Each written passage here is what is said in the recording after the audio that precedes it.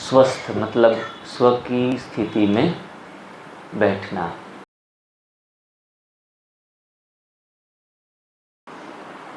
वजन बढ़े या ना बढ़े, लेकिन हमारा वजन बढ़ना चाहिए। देखो, मौसम को कभी दोष दे दिया, कभी उम्र को दोष दे दिया, कभी कभी तो हम घर वालों को भी दोष देते हैं। अरे वो आपकी बहन कुछ नहीं समझ रही है, बस बना बना कर घी दूध इतना खिलाती रहती है, पेट बढ़ गया। अरे खाते तो आप हो, हैं? कोई ज़बरदस्ती थोड़ा मुंह में डाल देते हैं। इसीलिए हमारा नेचर हमेशा दूसरों को दोष देने वाला होता है। इसलिए बीमार हुए हैं। कल भी बाबा ने यही पाठ पढ़ाया कि सुबह सुबह उठो, घूमो फिरो, लेकिन एक बात याद रखो। कौन सी? मैं आत्मा हूँ। और ये पहला लेसन यज्ञ की शुरुआत से अभी यज्ञ के अंत की तरफ जा रहे हैं, फिर भी बाबा यही पाठ पक्का करा रहा है। क्योंकि जब हम आत्म अभिमानी स्थिति से थोड़ा ऊपर उठते हैं और देह अभिमान में आ जाते हैं, तो देह अभिमान ही सारी समस्याओं का जड़ है। सूक्ष्म देह अभिमान, तकरार और टेंशन, तनाव, शरीर की चिंताएं, व्याधि, ये सब कुछ बाबा कहते हैं कि स्व की स्थिति में स्थित न रहने से आते हैं। स्वस्थ मतलब स्व की स्थिति में बैठना, आत्मा की स्थिति में बैठना। तो ये पाठ जब हम पक्का करेंगे तो शरीर से एवं मन से स्वस्थ होंगे। और ख़ास करके आज की मुरली में मम्मा के महावाक्यों में अंत में सुनाया कि त्यागी भी किन को कहेंगे। अगर हमने किसी भी चीज़ का त्याग किया है और वो त्याग का भी हमें थोड़ा सा अहम है, तो भी वो त्याग नहीं है। जो त्याग की गई चीज़ें हैं उनका भी त्याग करना है, तब जाके हम सच्चे त्यागी बनेंगे। लहसुन प्याज छोड़ दिया, कपड़े सफ़ेद पहनने शुरू कर दिए, तो ऐसा लगता है कि हम त्यागी बन गए। और वो त्याग भी सूक्ष्म में अहंकार लाता है। तो बाबा तो एकदम महीन से महीन बातें, सूक्ष्म से सूक्ष्म बातें हमें एक अच्छे टीचर बनकर सिखलाते रहते हैं, और हम दिन ब दिन सीख कर आगे बढ़ते जाते हैं। अंत में दीदी ने बहुत सुंदर, हमारे वहाँ सेंटर पे ऐसे नहीं बुलाते, लास्ट लाइन, कम बोलो, धीरे बोलो, मीठा बोलो, सत्य बोलो, सोच समझ के बोलो, निमित्त भाव, निर्माण भाव। बहुत अच्छा लगा। कितनी सुंदर सुंदर छोटे छोटे लाइन है, लेकिन हर रोज़ स्मृति में लाने से वो हमारे माइंड में एकदम अंदर उतर जाते हैं कि हमें ऐसे जीवन जीना है।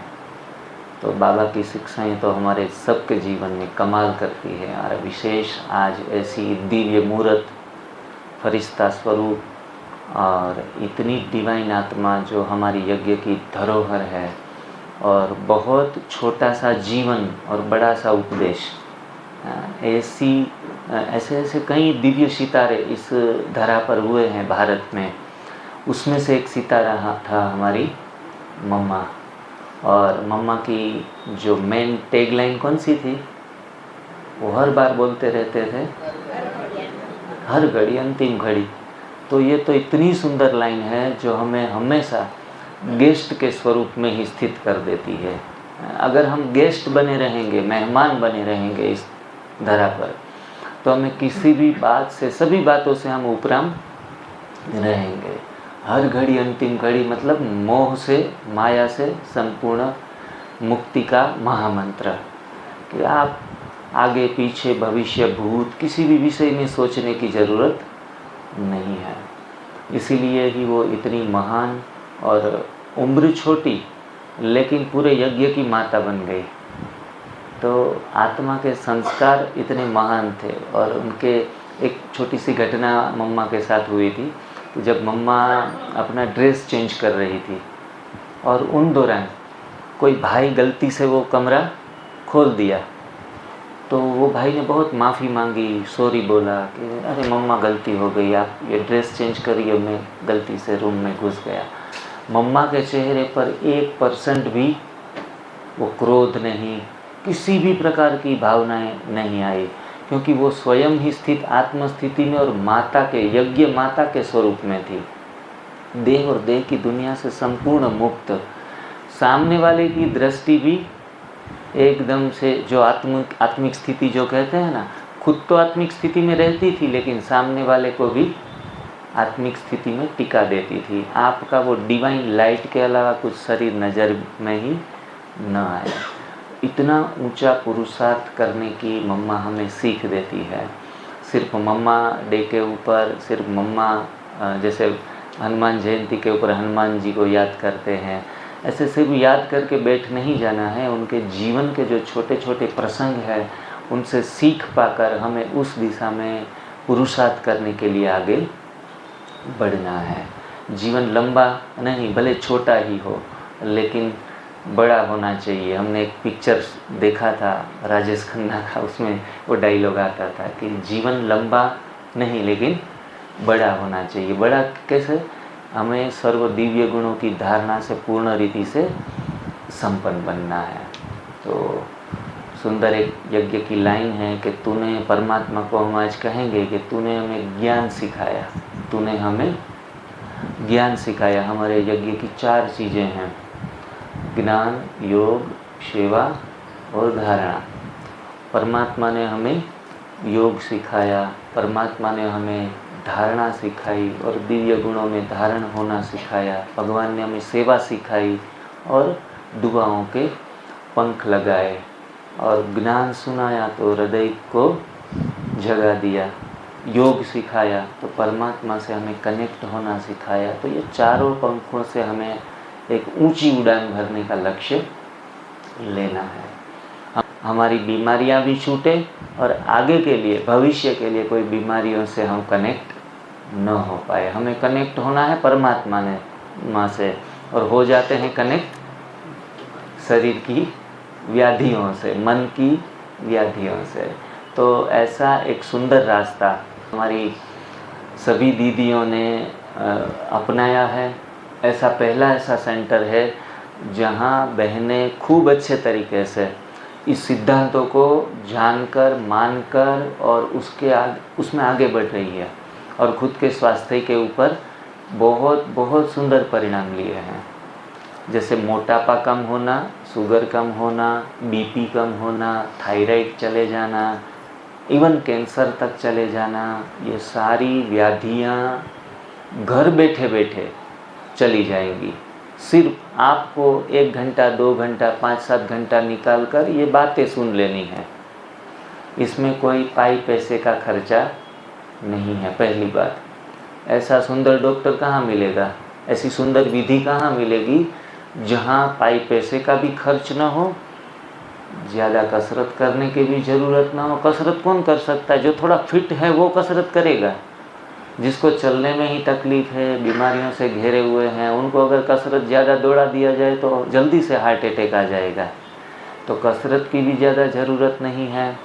और तीसरी बात, कोई भी दवा खाने की ज़रूरत नहीं है। ऐसी ये सुंदर विधि है जो आप सभी लोग, जितने भी ये प्रोग्राम से छूट गए हैं, उनके लिए मैं खास समय निकाल के बातें बताऊंगा। बाकी सभी लोगों ने तो अभी 2-3 दिन से लाभ ले रहे हैं। आज चौथा दिन है शिविर का। आज भी काफ़ी सारे टॉपिक्स चर्चा करेंगे, लेकिन मैं ज्ञान में मेरा खुद का परिचय मैं आप सभी को दे दूं। मेरा नाम, ये शरीर का नाम है जिग्नेश भाई, डॉक्टर जिग्नेश कहो या बीके जिग्नेश कहो, और मैं पोरबंदर से हूँ, गुजरात से, जहाँ गांधी जी ने जन्म लिया उस भूमि से ही मैं आपके साथ मिलने के लिए आया हूँ। और ज्ञान में 2003 से आया हूँ, मतलब 20 साल के ऊपर ज्ञान में हो गए हैं। और ज्ञानी आत्मा का टाइटल बाबा ने लगा दिया था, योगी भव पवित्र भव, 2 पहले हमारे स्लोगन हैं। लेकिन योगी तो बन गया, लेकिन योगी के साथ साथ में निरोगी नहीं बन पाया। हाँ, आजकल सभी की हालत ऐसी है, कुछ योगी तो बन जाते हैं लेकिन निरोगी नहीं बन पाते। योगी और साथ साथ में रोगी, ये दोनों टाइटल साथ साथ में चलते हैं। तो मेरा भी कुछ ऐसा हुआ कि मैं जब ज्ञान में आया 25 या 27 साल का मैं था, उस दौरान कोई ख़ास करके बीमारियां नहीं थी। 60 केजी के आसपास मेरा वज़न था और हल्का फुल्का दौड़ता भागता रहता। यज्ञ की सेवाओं में 1-2 घंटा नहीं, सीधा आया और स्वाहा हो गया। 24 घंटे सेंटर पे रहता था और सेंटर बहुत बड़ा अच्छा सेंटर था और दीदियों को भी सेंटर पे कोई कुमार भाई थे नहीं, तो इतनी सुंदर पालनाएँ दीदियों के द्वारा मिली और यज्ञ में एकदम पक्के हो गए। जैसे 10 साल पुराने कुमार हो वैसी हमारी पालना भी हुई। और मेरा प्रोफेशन केमिकल इंजीनियर था, लेकिन टीचर की जॉब मैंने काफ़ी सालों तक की थी। तो सीधा दीदी ने मुझे 7 दिन का पाठ और थोड़े से ये ज्ञान प्राप्त कराने के बाद बाबा मिलन सीधा हुआ, बाबा मिलन में चला गया और मेरे को टीचर बना दिया और मुरली भी देने लगे। तो मुझे भी बहुत खुशी और आनंद मिलते रहे। और सेवाओं में तो आप सभी को पता है कि सेवा करने से हमेशा आनंद ही मिलता है। और बाद में धीरे धीरे करके भोजन के प्रति जो मेरी ये जागृति खुद के अंदर आई, उनकी वजह थी बीमारियाँ। पहले स्किन का प्रॉब्लम आया। देखो, हम लहसुन और प्याज नहीं खाते हैं बीके, फिर भी जब स्किन का प्रॉब्लम आता है तो हमें सोचने पर मजबूर होना चाहिए कि ये कहाँ से आ रहा है। लहसुन और प्याज एकदम तामसिक खुराक है, उनसे हम बीमार होते हैं, स्किन खराब होती है, खून गंदा होता है। वो तो छोड़ दिया था, फिर भी जो जिद्दी बीमारी सोराइसिस मेरे शरीर में आई। सोराइसिस आने के बाद धीरे धीरे करके मोटापा बढ़ता गया। 58 से 60, 60 से 65, 70, 75 और लगभग 10 साल में ये मेरा वज़न हो गया 100 के करीब। मतलब वो हिरन से हाथी बन गया। ज्ञान भी बढ़ रहा था, साथ में वजन भी बढ़ रहा था। कहते हैं कि हम कहाँ भी जाएं ना, हमारा वजन बढ़ना चाहिए। मुझे लगा अभी मेरा वजन बढ़ेगा, सभी जगह जाएंगे ना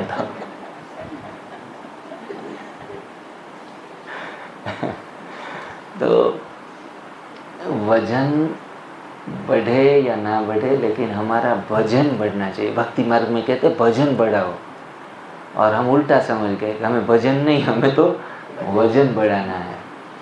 और साथ में कोलेस्ट्रॉल आया। ये सारी गिफ्ट में मिलती गई। एक बहुत सौगातें भी मुझे मिलती थी, कहाँ भी जाओ क्लास करवाओ, लेक्चर लो, यही हमारा काम था। प्रोफेशन भी यही, लेक्चर लेना। तो सभी जगह जाते तो सुंदर सुंदर गिफ्टें, सौगातें मिलती। सौगातों के साथ एक एक बीमारी भी मिलती है। कभी बीपी आ गया, मैंने कहा अरे बीपी आ गया 30 इयर्स की उम्र में, 35 इयर्स की उम्र में। फिर शुगर भी आया, फिर कोलेस्ट्रॉल, फिर ये राइट कंधा है ना, हमेशा अकड़ा रहता था। किधर भी घूमो तो ऐसे रोबोट की तरह घूमना होता है, ऐसे ऐसे। मैंने कहा इसको क्या बोलते हैं? डॉक्टर ने बताया इनको फ्रोजन शोल्डर बोलते हैं। अच्छा, इनका नाम ये है। बीमारियाँ इतनी थी कि जिनका नाम भी पता बाद में डॉक्टर लोग बोलते थे कि ये इनको ये प्रकार का रोग कहा जाता है। मुझे पता ही नहीं था शुगर किसको कहा जाता है। जब बहुत नीचे शुगर चला जाए, चक्कर आने लगे, इधर पूरा घूमने लगे, मुझे ये क्या हो रहा है। मैं तो सुबह सुबह नाश्ता करता हूँ, दोपहर में अच्छे तरीके से व्यंजन खाता हूँ, शाम को भी खाता हूँ, फिर भी चक्कर। मैं समझता कि खाने से शक्ति आती है, तो ये खाने से उल्टा तो चक्कर आ रहे हैं। तो कुछ खाने में शक्ति नहीं है, खाना तो शक्ति को खींचता है। फिर ये छोटी छोटी बातें के ऊपर मुझे सोचने पे मजबूर कर दिया कि कुछ हम जो समझ रहे हैं वो गलत है और जो सही है वो समझ नहीं रहे हैं। जैसे ही बीमार हो खाना बढ़ा देते, और लोग भी कहते, घर में भी कहते लोग कि तुमको खाने की ज़रूरत है, अच्छा अच्छा नहीं खाते हो ना, बहुत भागा दौड़ी रहती है इसलिए। और मैं डोज बढ़ा देता। पहले मैं 200 ml दूध पीता था, फिर 1 लीटर पीना शुरू किया। 40 रुपये का लीटर आता था, तो हमारे घर में कहा कि नहीं 40 वाला नहीं, आपको 60 वाला चाहिए, उसमें मलाई ज़्यादा होती है। तो 60 रुपये वाला अलग से 1 लीटर दूध पूरे दिन में वो पी लेता। एसिडिटी इतनी बढ़ती छाती में पेन होना शुरू, गले तक आ जाती, और रात को नींद भी नहीं आती। तो रात को जाके फ्रीज में से फिर दूध 200 ml और पी लिया। दूध से थोड़ा सा ठंडा लगता है हमें, एसिडिटी जैसे कि चली गई, लेकिन वो छुप जाती 1 घंटे के लिए। और दूध जो पीने वाला इंसान है उनको जीवन भर एसिडिटी जाती नहीं। एसिडिटी कितना भी प्रयास करोगे, दूध और दूध से बनी चीज़ें खाएंगे, एसिडिटी मरते दम तक नहीं जाएगी। लेकिन सभी चीज़ें गलत मार्ग के ऊपर करते जा रहे थे। और जब स्पाइन में प्रॉब्लम आ गया, जब कहते रीढ़ की हड्डी जब बिगड़ती है ना तो बात ख़त्म। क्योंकि कोई हमारे पीछे कोई ऐसा भाई या बहन खड़ी होती है तो हम कहते वो हमारी रीढ़ की हड्डी है, क्योंकि मुख्य आधार जो है वो रीढ़ की हड्डी का है। जब आपकी स्पाइन खराब होती है तो समझो पूरा आप हिल जाते हैं, स्पाइन प्रॉब्लम भी आ गया। ये देखो हर घर की कहानी है, मेरी अकेले की कहानी नहीं है। हम यज्ञ में चलते चलते, ज्ञान में चलते चलते भी किसी न किसी प्रकार से बीमार हुए हैं। फिट भाग नहीं सकते। 50 साल के लोग, 60 साल के लोग, 70 साल के लोग। अभी एक भाई आया था बड़ौदा से हमारे सेंटर के ऊपर, उनकी आयु थी 60 ईयर्स और वो मैराथन दौड़ रहा था और उसने 99 मेडल लिए थे मैराथन में। तो मैंने कहा कि उम्र का कोई बीमारी के साथ लेना देना नहीं है। आपको वो कोई बोले ना कि आप माताजी अभी आप क्यों ऐसे चल नहीं पा रही हो, बेटा उम्र तो अभी हो गई है ना, उम्र के हिसाब से सभी कुछ होता है। तो भाई आपकी उम्र के लोग तो मैराथन क्यों दौड़ रहे हैं? हाँ, तो ये भी बात है। मतलब age is only a number. उम्र के हिसाब से आप ऐसा मान लेंगे। कोई कहेगा अभी सर्दियाँ बहुत है ना तो खांसी और ये सब कुछ निकल रहा है नाक से। देखो मौसम को कभी दोष दे दिया, कभी उम्र को दोष दे दिया, कभी कभी तो हम घर वालों को भी दोष देते हैं। अरे वो आपकी बहन कुछ नहीं समझ रही है, बस बना बना कर घी दूध इतना खिलाती रहती है, पेट बढ़ गया। अरे खाते तो आप हो, हैं? कोई ज़बरदस्ती थोड़ा मुंह में डाल देते हैं। इसीलिए हमारा नेचर हमेशा दूसरों को दोष देने वाला होता है। इसलिए बीमार हुए हैं, वो जिम्मेदारी भी खुद की है। हम नहीं समझे, हमारे अंदर ज्ञान नहीं था स्वस्थ होने का, इसलिए किसी लोगों ने हमें, वो तो अवसर पैदा कर देते हैं, वो अवसर में हम फंस जाते हैं। उसी हिसाब से बीमारियों में घिरते गए और एक समय ऐसा आया चश्मे के नंबर भी 3 नंबर लग गए, और वो भी क्रॉस नंबर। अभी तो सिंपल प्लेन चश्मे पहनते हैं। आँखों में धुंधलापन, एक कान में सुनाई देना कम, सारे शरीर पहले ख़त्म हो, फिर बाद में इंद्रियां ख़त्म होने लगी। तो ये एक क्रम है बीमारी का, पहले शरीर ख़त्म, फिर इंद्रियां ख़त्म, फिर मन ख़त्म, फिर बुद्धि ख़त्म। ये सारी चीज़ें एक स्टेप बाय स्टेप ख़त्म होने लगती है। और बाद में ये सारी चीज़ें जो मैं अभी सबको सिखाने के लिए जाते हैं, वो चीज़ें मैंने 2007 में थोड़ी सुनी थी, पढ़ी थी।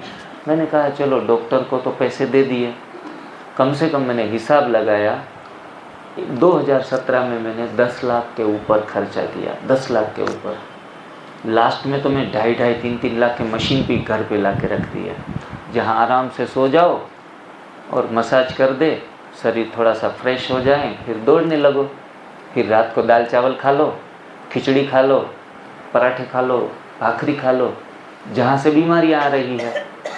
दूध और दूध से बनी चीज़ें खा लो, जिनको हम सात्विक समझते हैं, लेकिन वो सात्विक नहीं है। जो भी हम भोजन पका कर खाते हैं उनको राजसिक या फिर तामसिक की श्रेणी में कहा जाता है, और वो ही बीमारियां लाने के लिए काफ़ी हैं।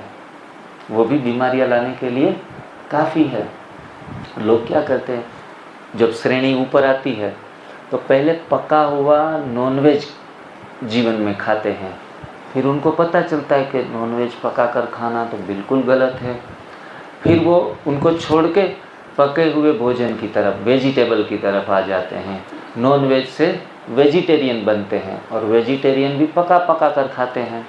उनके साथ दूध और दूध से बनी चीज़ें खाते हैं, मसाले, पापड़, अचार सब खाते हैं, फिर भी बीमारी जाती नहीं है, वो भी उतने ही बीमार है जितने के नॉनवेज खाने वाले, शायद हो सकता है उनसे भी ज़्यादा बीमार हो, क्योंकि दूध और दूध से बनी चीज़ें भी रोगों की गंगोत्री है। और हमारे घर में दवाइयाँ, जब तक दूध है तब तक दवाइयाँ आती रहेंगी।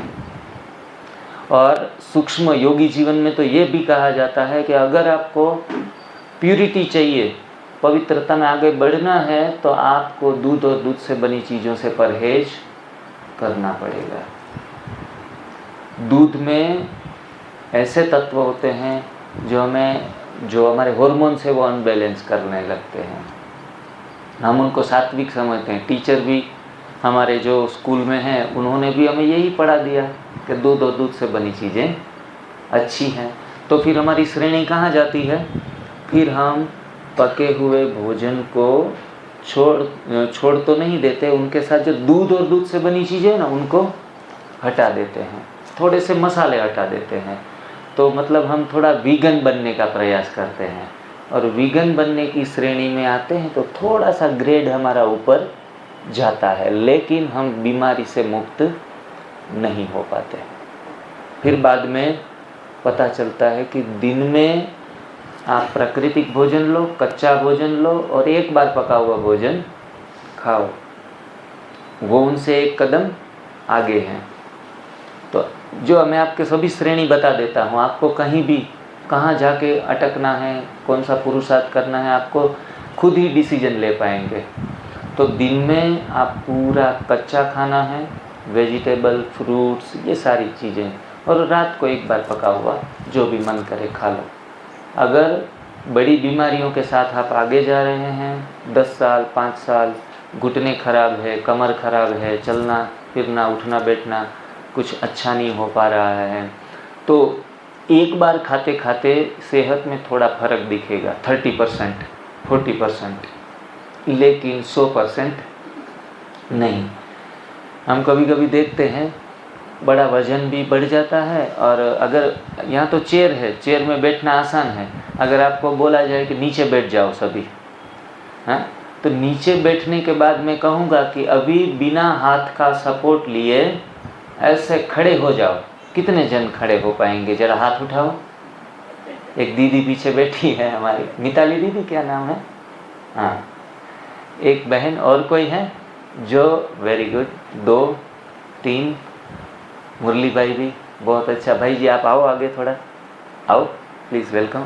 हाँ तो जी, हम क्या आपको सामने डेमोन्स्ट्रेशन कर रहे हैं कि संपूर्ण जब हम स्वस्थ होते हैं ना, तब हम किसी का आधार लेना नहीं पड़ता, हम अपने आप ही बैठ भी जाते हैं बिना सपोर्ट के और खड़े भी हो जाते हैं। अब आप खड़े होकर दिखाओ ऐसे बिना सपोर्ट के, देखो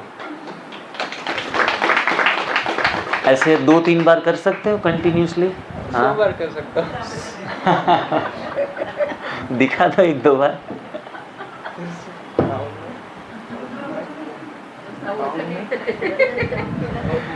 हाँ वेरी गुड, बहुत बढ़िया।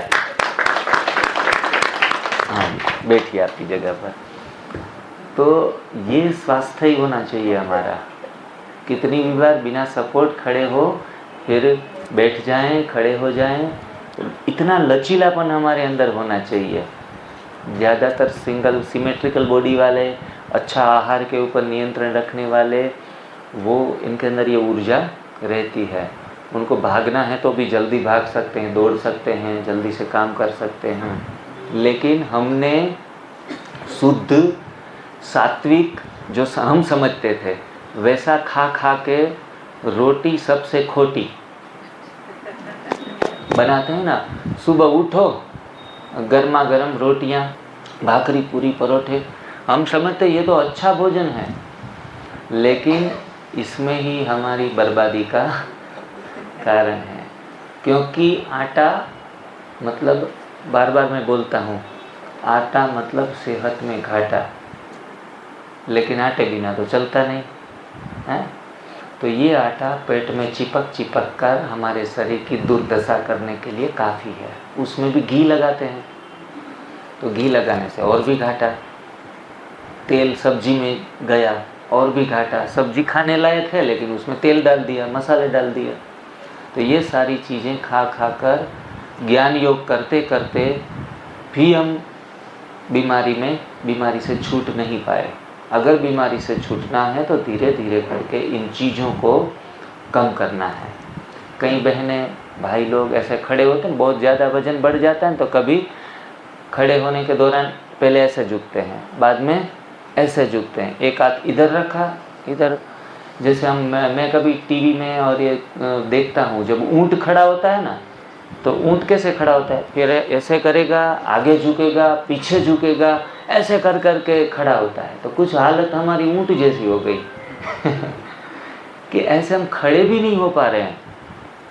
हम देखो चंद्र के ऊपर पहुंच गए, मंगल के ऊपर जाने की बात कर रहे हैं, लेकिन हमारे जीवन में क्या मंगल है? मंगल हुआ? मछली की तरह पानी में तैरना सीख गए, बहुत अंदर चले गए। हाँ, तो ब्रह्मांड में भी जाने का प्रयास किया हमने, आकाश में ऊपर हवा में भी तैरते रहे, लेकिन हम खड़ा रहना भूल गए, खड़ा होना भूल गए, इतने हम कमज़ोर हो गए। तो एक ही बात है, आपको अपने भोजन के ऊपर नियंत्रण लाना पड़ेगा। पूरे दिन की दिनचर्या में फल खाने पड़ेंगे, सब्जियां कच्ची खानी पड़ेंगी, पत्ते खाने पड़ेंगे, कंदमूल खाने पड़ेंगे, स्प्राउट्स की ज़रूरत है तो स्प्राउट खाने पड़ेंगे। ये सारी चीज़ें सुबह से लेकर शाम तक खाना है। सिर्फ भोजन परिवर्तन से जीवन परिवर्तन हो जाएगा। जहाँ से भी यात्रा शुरू कर सको, शाम को एक टाइम पका हुआ शुरुआत में 5-15 दिन, महीना दिन खाना है तो खाओ। जब सुधार आएगा, फ़ायदे मिलेंगे तो हम वो भी धीरे धीरे करके छूटता जाएगा। और हम जो एक एनिमा का प्रयोग सिखाते हैं, वो एनिमा का प्रयोग भी दीदियों से सीख लेना है। कोई नॉलेजेबल भाई लोग भी हैं, अनुभवी भाई हैं, अनुभवी बहनें हैं, उनके पास से सीख लेना है। लेकिन मैंने दीदी को, शांता दीदी को बोला, हमारा औरंगाबाद का सेंटर पूरे ब्रह्मा कुमारी के सभी सेंटरों के लिए मिसाल होना चाहिए कि जहाँ कोई भी माता, कोई भी भाई एक पैरासीटामोल की गोली भी ना खाता हो, जिनको कोई ज़रूरत ना हो, क्योंकि सब स्वराज्य अधिकारी बन जाएं। वो तेल मसाले ऐसे ऐसे बहुत चटाके मार के खाते हैं, कितना अच्छा बना सब्जी, जितना तीखा इतना और तीखा लाओ। फिर कहते अब बाबा का योग नहीं लगता है, ज़्यादा मसालेदार खाने से हमारा मन परमात्मा के साथ नहीं जुड़ेगा। और मैं आज एक सुंदर क्लास सुन रहा था, तो क्लास में भी बताया गया, सुबह अमृत वेला उठो, एकदम शांति होती है पूरी, कुछ भी आवाज़ नहीं, और पेट के अंदर से आवाज़ आती है, गुड़ गुड़ गुड़ गुड़ गुड़ गुड़ गुड़ गुड़ गुड़ गुड़ हैं। रात को इतना खा लिया होता है ना, खिचड़ी और ये सारी चीज़ें पड़ी होती है, सब्जियां, तेल मसाले सारे, वो बेचारे तूफान मचाते हैं सुबह सुबह, और निकलने का रास्ता नहीं, बेचारी आगे पीछे घूमती रहती है। तो ऐसा योगी जीवन में नहीं चलेगा, हमें कुछ बेटर करके करना होगा, जागना होगा। अगर जागेंगे नहीं तो हमारी मृत्यु के समय भी हमें बहुत पछताना पड़ेगा। शरीर भी छोड़ना है तो भी शरीर स्वस्थ चाहिए। जो बीमार व्यक्ति है ना, शरीर भी आसानी के साथ छोड़ नहीं सकता। ऐसे लिक्विड डाइट करो, कच्चा खाओ, फिर आगे लिक्विड डाइट के बाद स्मूदियाँ वगैरह वैसे ही लेते हैं, फिर हल्का लिक्विड डाइट लो, फिर पानी मिला के लिक्विड डाइट लो। और इनसे भी आगे की कैटेगरी है कि सिर्फ मोनो जूस के ऊपर रहो। यहाँ जो भी भाई लोग शिविर में आए हैं, बहनें आई है, बहुत बड़ी बीमारियों से काफ़ी समय से चल रहे हैं, परेशान हैं, तो उनको तो एक सप्ताह 10 दिन के लिए एक ही चीज़ खानी है। जैसे कि मैंगो सिलेक्ट कर लिया, मैंगो में आसान है, 7 दिन के लिए मैंगो ही खाते रहो और कुछ नहीं, जिनको मोनो डाइट कहा जाता है। या फिर आपको पसंद है ऑरेंज, तो आप ऑरेंज पीते रहो एक सप्ताह के लिए, 10 दिन के लिए, सारा कचरा शरीर का निकल जाएगा। साथ में एनिमा लेना है, गंध निकालने के लिए एनिमा लेना है, और हरी पत्ती का जूस पीना है, पालक, पुदीना, धनिया, अदरक, लेमन डाल के, आंवला डाल के। इतना भी कर लेंगे, मोनो डाइट कर लेंगे, तो भी 1 महीने का काम 7 दिन में हो जाएगा। बीपी, शुगर, कोलेस्टेरॉल 1 सप्ताह में गायब हो जाएगा। घुटनों का दर्द, कमर का दर्द 1 सप्ताह में गायब हो जाएगा। वो एक अलग लेवल की साधना है, लेकिन ज़रूरी नहीं है जल्दी से आप वैसा करने लगो। मैं तो लेकिन अपनी जब क्षमता है तो उसी क्षमता के ऊपर भी हम जाके इस प्रकार की साधनाएं करके बड़ी बड़ी बीमारियों से बाहर निकल सकते हैं। एक भाई 28 दिन में बोन मेरो कैंसर से बाहर आ गया था, हमारे यहाँ आया था, क्योंकि उसने क्या किया था, एनीमा चढ़ाया 3 बार और सुबह से लेकर रात को 8 बजे तक फास्टिंग करता था, निर्जला फास्टिंग। रात को 8 बजे ऑरेंज जूस, मैंगो जूस, ऐसा कोई जूस ले लेता था और आराम से पेट भर के 4-5 प्रकार के जूस हेल्दी पी के सो जाता था। डॉक्टर ने 10 लाख मांगे थे और गारंटी नहीं की थी कि भाई गारंटी नहीं, ये कैंसर जाए ना जाए वो पता नहीं।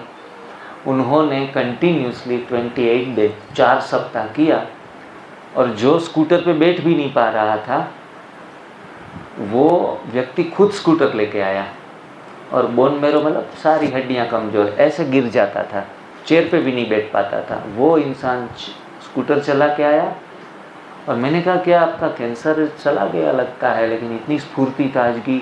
बोला मैंने अभी रिपोर्ट नहीं करवाई लेकिन I am feeling now good, अच्छा मैं नॉर्मल फील कर रहा हूँ।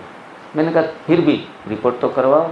उसने रिपोर्ट करवाई अहमदाबाद, पोरबंदर में वो रिपोर्ट भी नहीं हो पा रहे थे। 3 दिन के बाद रिपोर्ट आए कि नाउ कैंसर इज़ नील। तो ये चमत्कार भी होते हैं। हम भोजन के प्रति सभी जागृत रहें, हमें आगे जाके योगी जीवन में परेशानी ना हो, किसी को पानी का गिलास भी हमें देना ना पड़े, ऐसा आत्मनिर्भर योगी जीवन हमें बनाना है। और मैं 6 महीने तक कच्चा खाता रहा, जूस पीता रहा, इसमें 12 बीमारियों से 11 बीमारियां गायब, एक ही बची थी और वो थी स्किन की बीमारी। वो स्किन की बीमारी 1.5 साल के बाद गई, पीछा छोड़ा 1.5 साल के बाद। तो कोई कोई बीमारी बड़ा टाइम भी लेती है। तो ऐसे आप भी जागो, खूब खाओ, स्वादिष्ट खाओ, खूब खाओ, स्वादिष्ट खाओ, काफ़ी डॉक्टर के घर के चक्कर लगाओ। हाँ, खूब खाओ, स्वादिष्ट खाओ, डॉक्टर के घर के चक्कर लगाओ, कम खाओ, गम खाओ, कभी डॉक्टर के पास कभी मत जाओ। काफ़ी सारे ऐसे स्लोगन हैं। जहाँ रस वहाँ कस, जहाँ दल वहाँ मल। बीमारियों का आना हमारी गलतियों का भुगतान है। बीमारियों का आना हमारी गलतियों का भुगतान है। बीमारी से मुक्त होना ये NDS का कमाल है। ये जो पद्धति है इनका नाम है NDS। किसी भी बीमारी से मुक्त होना है तो फिर हमें अपना भोजन परिवर्तन करना पड़ेगा। उपवास उत्तम है, खाना खराब है। काफ़ी सारे टॉपिक हैं। मनुष्य बीमारी पकाता है, भोजन नहीं पकाता। क्या पकाता है? बीमारी पकाता है किचन में। भगवान स्वास्थ्य पकाता है। सूर्य की गर्मी से जो पक कर आता है वो स्वास्थ्य है, वो हमें खाना है। प्राकृतिक जीवन शैली नारी की मुक्ति नहीं, पूरी मानव जात की मुक्ति है। भोजन है वो सिर्फ और सिर्फ हमारा स्वास्थ्य ही नहीं, हमारा भविष्य भी साथ साथ में बनाता है। शरीर मन सभी तल के ऊपर हमें फ़ायदा देता है। अब बस थोड़ा एनीमा के विषय में जानकर आप सभी को लेट हो रहे होंगे, घर पे भी जाना है। ये एनीमा पोट है जिनको संजीवनी पोट कहा जाता है। इसके द्वारा जो क्रिया करी जाती है उनको एनीमा क्रिया या संजीवनी क्रिया कहा जाता है। जो लोग बीमार हैं या फिर स्वस्थ हैं, भाई की तरह एकदम फिट हैं, वैसे लोग भी एनीमा का इस्तेमाल बेझिझक कर सकते हैं। बिल्कुल ही समझो शरीर को किसी भी प्रकार की साइड इफ़ेक्ट देने वाला नहीं है। लेकिन कंडीशन ये है कि ये जो लास्ट वाली नली है वो ऐसी होनी चाहिए, नरम, जहाँ से भी मोड़ो वहाँ से भी मुड़ जानी चाहिए। इस प्रकार का एनिमा, ये 1 लीटर का भी आता है, 1.5 लीटर का पोट भी आता है, वो कोई भी आप यूज़ कर सकते हैं। इसमें सभी आप जो भी कैंप अटेंड नहीं किया है वो भी ये प्रयोग शुरू कर दें। थोड़ा सा फ़ायदा मिले तो आपको इस बारे में थोड़ा सा जानकारी प्राप्त करने के लिए जिज्ञासा बढ़ेगी। इनमें 1 लीटर पानी आएगा, टॉयलेट रूम में 4 फीट हाइट के ऊपर, मतलब यहाँ से दीवार में 4 फीट हाइट पे इसको एक खिल्ली मतलब स्क्रू लगा के इसमें आ जाएगा, फिट बैठ जाएगा, उसमें लगा दो। और फिर जो आप नहाने के लिए पानी लेते हैं वही पानी का इसमें इस्तेमाल करना है। मतलब कोई गर्म पानी, एक्स्ट्रा ठंडा पानी या फिर फिल्टर पानी की ज़रूरत, गुनगुना हल्का, सर्दियों के समय गुनगुना हल्का ले सकते हैं, अभी कोई नॉर्मल टेम्परेचर वाला ले सकते हैं। ज़्यादा कॉन्स्टिपेशन है बहुत काफ़ी समय से, तो वो हल्का गुनगुना पानी का प्रयोग 15 दिन कर सकते हैं, ज़्यादा नहीं, सिर्फ 15 दिन के लिए। तो इस प्रकार से इसमें पानी भर के ये पोट हाइट के ऊपर रहेगा, तो गुरुत्वाकर्षण के नियम से, ग्रेविटी फोर्स से यहाँ से पानी बाहर निकलेगा। तो नल को ऑन करके पानी थोड़ा निकाल देना है। पानी निकल जाने के बाद एयर निकल जाएगी। 2-3 चम्मच पानी निकलने के बाद बंद कर देना है इस कंडीशन में। फिर ये हिस्सा है वो मल द्वार में पीछे से आगे से आपको जहाँ से कन्वीनियंट लगे उसको मल द्वार में आराम से, कोई जल्दबाजी नहीं, लगभग इतना भाग अंदर डाल देना है, 4 या 6 इंच जितना भी जाए। थोड़ा ज़्यादा भी जाता है तो कोई नुकसान नहीं है। किसी भी प्रकार की सर्जरी की गई हो मल द्वार की तो थोड़ा सा 1 महीना, 2 महीने, 3 महीने के बाद वहाँ जो आराम से वो चीज़ ठीक हो जाने के बाद ये प्रयोग करना है। बाकी 1 साल पहले सर्जरी करवाई है तो आप कर सकते हैं ये प्रयोग। ये अंदर जाने के बाद नल को ओपन करना है। नल ओपन होगा तो पानी अंदर जाना शुरू हो जाएगा। जैसे ही पानी इससे इनका स्तर नीचे आएगा, आधा लीटर, 250 ml, जितना भी जाए उतना जाने देना है। और बाद में थोड़ा प्रेशर आप फील करेंगे तो नली को आराम से खींच लेना है, साइड में रख देना है। नल को बंद करना नहीं भूलना है। और इंग्लिश टॉयलेट ज़्यादातर लोग इस्तेमाल करते हैं, तो ऐसे आप बैठ जाओ इस सीटिंग पोजीशन में, तुरंत ही वो पानी बाहर निकल जाएगा। उनके साथ साथ एक प्रयोग करेंगे, फिर दूसरी बार प्रयोग करेंगे, वही सेम रिपीट करेंगे, तीसरी बार, चौथी बार, ऐसे लगभग 8 से 10 प्रयोग आराम से कर सकते हैं। और शरीर से गंध पानी के साथ बहना शुरू हो जाएगी। शरीर में गैस भरा है वो भी निकलेगा, लिक्विड्स कचरा भरा है वो भी निकलेगा, सॉलिड कचरा भरा है वो भी निकलेगा। तो बीमारी में से बाहर निकलने के लिए सफाई होना ज़रूरी है। हर बीमारी का इलाज है सफाई। सफाई नहीं करोगे तो कुछ होने वाला नहीं है। तो इसका 10 प्रयोग सुबह, दोपहर में भी 10 प्रयोग और शाम को भी 10 प्रयोग कर सकते हैं। अगर जल्दी है बीमारी से बाहर निकलने की तो 10 प्रयोग करो। ऐसा लगता है कि हमें तो 1 साल के बाद भी ठीक हो तो चलेगा, तो थोड़ा 2-2 प्रयोग आप कर लो। 1-1 प्रयोग, 2-2 प्रयोग भी कर सकते हो। जितना आपको जल्दी है उतना प्रयोग ज़्यादा करना है। डर लगता है तो भी कम प्रयोग करने हैं। देखो थोड़ा डर भी लगता है, कभी हम प्रयोग ही नहीं किए हैं, क्या है क्या नहीं पता नहीं हमारे साथ क्या होगा। यहाँ जो भी भाई लोग शिविर में आए हैं, बहनें आई है, उन्होंने एनिमा प्रयोग किया है और उसमें कुछ गलत हुआ है तो हाथ उठाओ।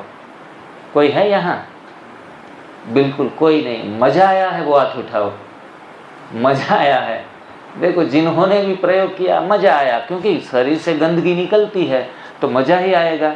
गंदगी संभालने में मज़ा नहीं आता। घर साफ करते हैं ना हम, तो कचरे वाला घर कोई पसंद नहीं करता। बिना कचरों का हो, स्वच्छ हो। यहाँ सेंटर भी देखो कितनी स्वच्छता है। अगर यहाँ धूल मिट्टी पड़ी है तो बैठना पसंद नहीं करेंगे हम। तो पेट में तो सब कचरा लेके घूम रहे हैं, उनको तो सफाई नहीं कर रहे हैं। इस मंदिर को, इस सेंटर को हमने क्लीन नहीं किया है। तो ये प्रयोग सुबह, दोपहर, शाम भी कर सकते हैं, सुबह और शाम भी कर सकते हैं। ऐसे करके आपकी इच्छा के अनुसार करो, लेकिन करो। हैं, इतना करना ही पड़ेगा। ऐसी में कोई जोर ज़बरदस्ती नहीं लगा रहा हूँ, लेकिन करोगे तो पाओगे, पता चलेगा। ये तो हल्कापन आ गया, उठने बैठने में अब आसानी हो रही है, ये सारा अनुभव आप करती जाएंगी। और ऐसे ही सादे पानी के प्रयोग लंबे समय तक, कम से कम 2-3 महीने करो। जो युवा भाग रहे हैं 1 किलोमीटर, वो ये प्रयोग करने के बाद पता चलेगा कि अब तो 1.5 किलोमीटर भागा जाता है, 2 किलोमीटर भाग सकते हैं। मैं 46 की उम्र में 100 किलोमीटर तक चलता हूँ। कितना? 100 किलोमीटर तक चल पा रहा हूँ। तो ये सारी एफिशिएंसी आपके अंदर आएगी। और it's called a magic box, इनको जादुई डिब्बा कहा जाता है। तो जादुई डिब्बा यहाँ से भी दीदी के पास से परचेस करके अपना काम शुरू करो।